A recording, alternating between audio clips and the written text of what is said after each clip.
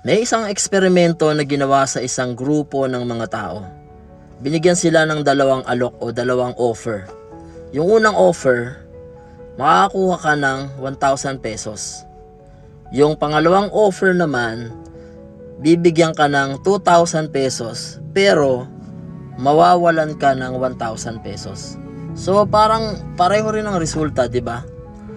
Sa parehong alok, magtatapos silang merong 1,000 pesos. Pero hulaan mo, mas maraming pumili sa offer A o dun sa unang offer. Bakit?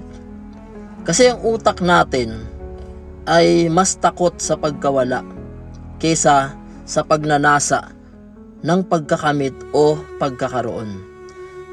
Tinatawag to ng mga psychologists na loss aversion. Sa madaling salita, yung sakit ng pagkawala ay 2 beses na mas malakas ang emotional charge kaysa sa saya ng pagkakamit o pagkakaroon. 2 beses. Ngayon, bakit ito mahalaga sa ating value at sa ating pera?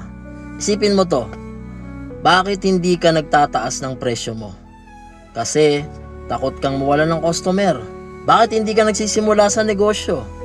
Kasi takot kang mawalan ng puhunan. Bakit hindi ka sumasali sa isang opportunity? Kasi takot kang mawalan ng oras. Lahat ng yon, loss aversion. Hindi ka nagsisimula dahil mas malaki sa iyo ang takot na mawala kaysa sa excitement na makamit o magkaroon. Ako noon ganyan din. Matagal akong hindi nagtaas ng presyo ng tinapay namin kasi takot ako mawala ng customer.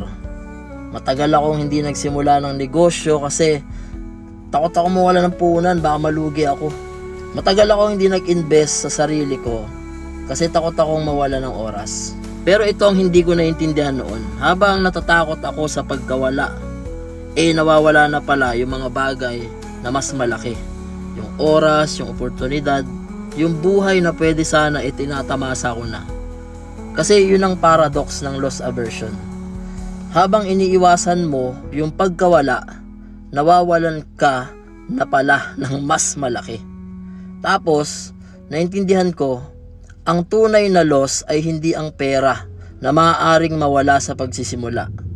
Ang tunay na loss ay yung buhay na hindi mo matitikman dahil hindi ka nagsimula.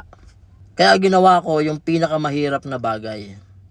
Hinarap ko yung takot ko, tinaas ko yung presyo, sinimulan ko ang negosyo at nag-invest ako sa sarili.